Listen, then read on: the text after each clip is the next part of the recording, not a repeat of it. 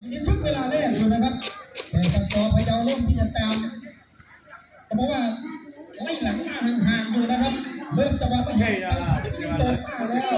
หนีไปเป็น2-0นะครับณเวลานี้มีโซต้าไม่ได้มันโดนพะเยาแย่งมาแล้วมีโซต้าได้บอลล่างแม่รูปร่างไม่มีปัญหาครับเหลือดีเหลือเกินมีโซต้าตายมามีโอกาสหรือไม่ล่างมาแล้วหาจังหวะนี้ไม่ผ่านพะเยาได้บอลแล้วยังไม่ผ่านที่โซต้าพะเยายังได้ครองบอลพะเยาจะเล่นลูกไหนเอาประตูคืนครับก็บอกว่าพะเยานี่ต้องไปเที่ยวมา2 ไปหา1 ครั้ง然后就个罚了。หนทางที่สุดมาจากการสุดพละกำลังของผู้เล่นทั้ง2 ทีมครับมิโซต้าครับขวางสนามมามิโซต้าตอนนี้นักเตะเริ่มที่จะเสื้อหลากสีแล้วครับลงมาใหม่ครับโดนพะเยาเอาแล้วก็พะเยาลูกเย้ลูกเย้ชาวละบอลสุภาพสตรีตามลูกฟุตบอลให้หน่อย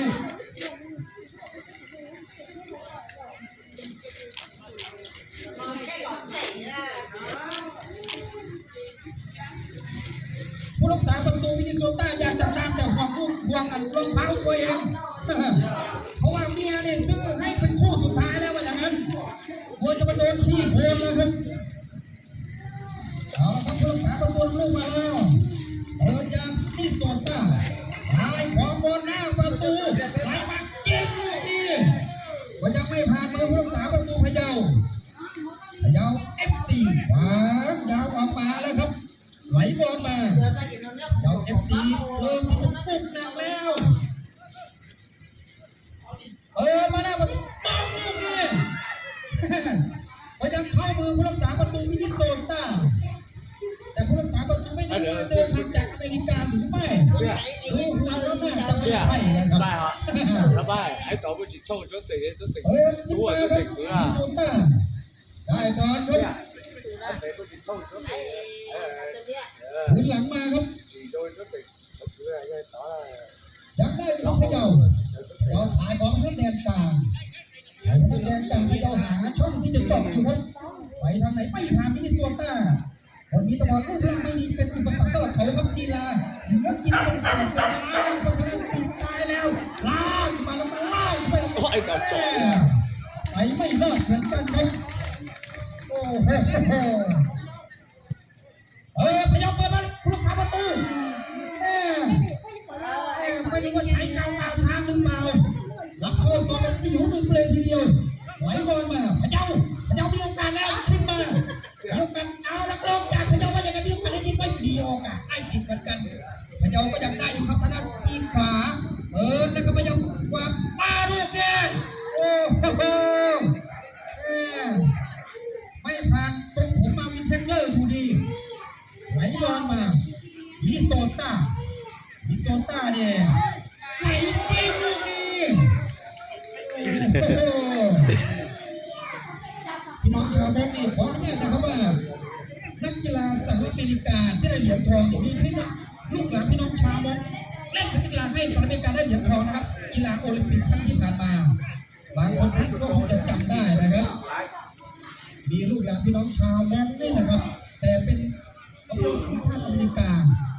เล่นได้ถึงนักกีฬาได้เหรียญทองโอลิมปิกเลยนะครับผมจำถูกว่ากีฬาประเภทไหนน่าจะเป็นยิมนาสติกหรือประมาณนี้แหละครับจำผิดจำถูกเหมือนกันครับแม่นี่ต้องบอกว่าเป็นชาวมอญโดยกำเนิดแน่นอนครับเอาละครับมินนิโซต้าได้บอลครับมาลูกนี้จากนักเตะรูปร่างสมบูรณ์จ่ายมาให้นักเตะรูปร่างที่สมบูรณ์อีกตัวมาแล้วก็ผ่านหน้าประตูออกไปมินนิโซต้าโดยเฉพาะเสื้อสีขาวกางเกงสีฟ้านี่เฮียรักมากครับคนนี้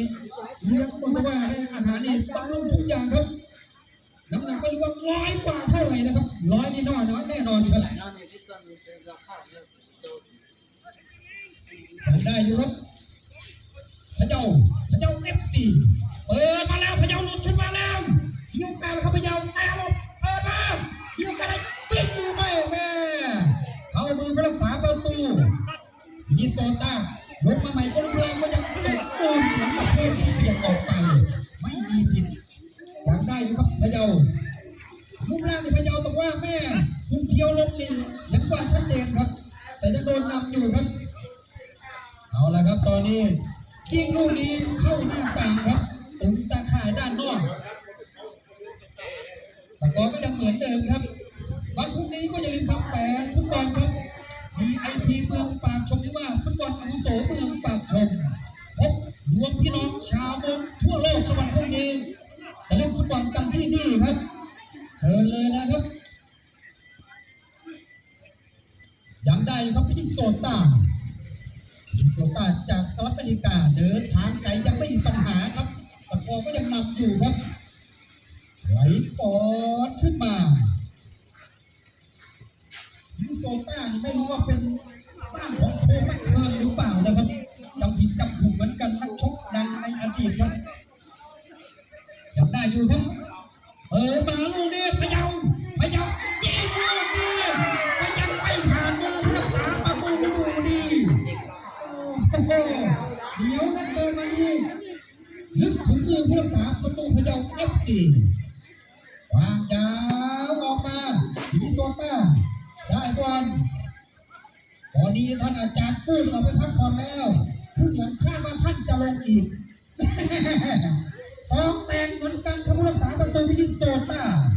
คอนเนอร์ของพะเยา FC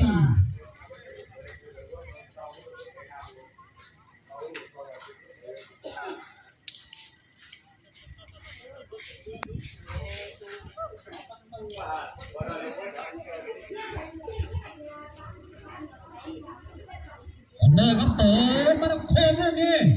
มันยังไม่ผ่านมินนิโซตาอยู่ดีลุกเดียวมาแล้วเปิดไปเอาลูกนี้เอาเลยครับเกือบไปแล้วลูกมันผิดเดียวครับสนามมันเลื่อนเกือบเสียประตูที่3พะเยา FC นักเตะจากแดนเหนือกับเกือบจะเหนือสุดเหมือนกันรองจากเชียงรายครับเชียงรายตะวันแม่รอบเดือนที่ผ่านมาแม่สายนี่โดนไม่แค่น้ำทะลักเข้าท่วมทั้งเมืองครับแม่สายเดินมาก็จะไม่ผ่านมือผู้รักษาประตูกองเชียร์พะเยานี่ลุ้นนะว่าจะได้เฮเมื่อไหร่ก็ยังไม่ได้เฮอยู่ครับกองเชียร์จากอำเภอเชียงคำจังหวัดพะเยาหมุนได้ทุ่มครับทุ่มยาวมาแล้วโค้งลูกนี้เป็นประตูหรือเปล่าตุ้งตาข่ายด้านนอกยังไม่เป็นประตูอยู่ดีครับเอาละครับยังได้มินนิโซตาไหลบอลสั้นๆมาจังหวะสุดท้ายพี่โดนมินนิโซตาออกพะเยา FC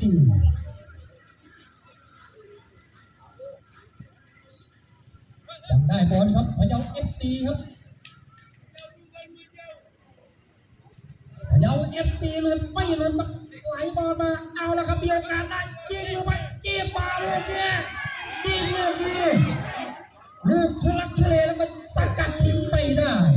มินนิโซตาก็ยังไม่เสียประตูอยู่ดีจ้าวขึ้นมาออกหลังไปแล้วครับเวลาก็บอกเล่นให้เต็มอิ่มเพราะว่านักเตะทั้งสองทีมมีเยอะก็คาดว่านักเตะพะเยานี่มาเยอะหรือไม่เยอะครับมินนิโซตานี่มาเยอะพอสมควรแล้วครับ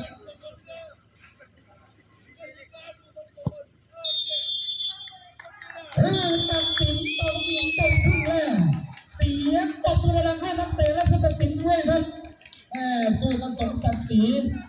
ของรายการก็คงจะพักสักครู่หนึ่งครับขอบคุณฝ่ายจัดการแข่งขันครับที่ให้ผู้บรรยายโกนจกโลกคนไม่กลัวเมียครับแต่เมียสั่งอะไรทำหมดเพราะว่าไม่ชอบขัดใจเมียทำหน้าที่บรรยายฟุตบอลวันนี้ครับผิดพลาดประการใดขออภัยด้วยก็แล้วกันนะครับ